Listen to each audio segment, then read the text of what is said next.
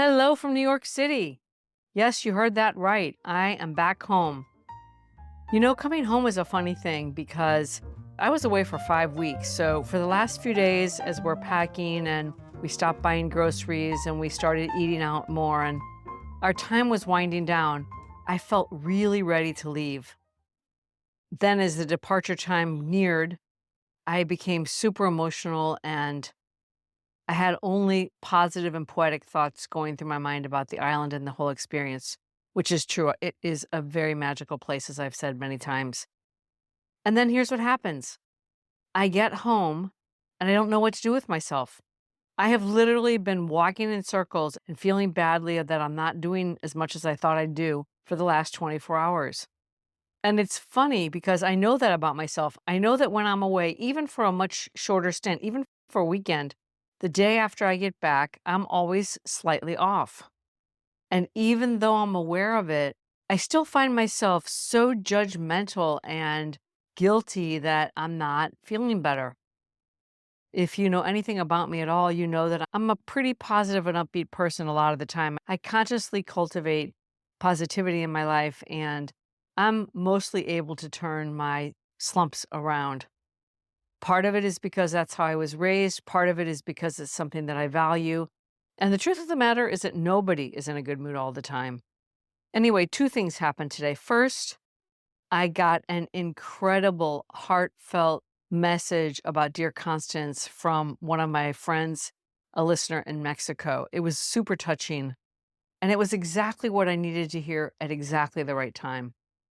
And it got me thinking that the reason I like podcasts and the reason I listen, besides for news purposes and entertainment, is because I like to be inspired. And many of the things I listen to remind me of the kind of person I want to be and the kind of things that I strive for. So I shook myself out of my lethargy and put my headphones on as I walked to the grocery store. And I went to listen to one of my friends, Susie Moore. She comes out with a podcast that's 5 minutes like mine, 7 days a week. I love her work, and I hadn't listened in a long time, and I said, "Well, let me just start with the most recent." I looked down, and the title of today's episode is When You Feel Low. I didn't connect the dots right away, but as soon as I started listening, it was like, this is exactly what I need to hear right this second. And she said two things.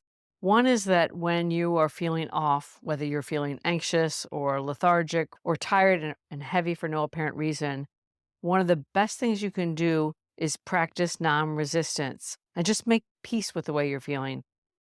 And the other thing she talked about is feeling judgmental and stacking that judgment on top of your already sort of whatever it is you're feeling off about. Both of those little things were really helpful to me today. Getting the heartfelt love note from my friend and listener, Pia, and also the timely reminder to simply accept the way I'm feeling and allow myself to just be, to drop the judgment and to stop resisting and labeling how I'm feeling. I'm off today. I'm out of sorts, and that's okay.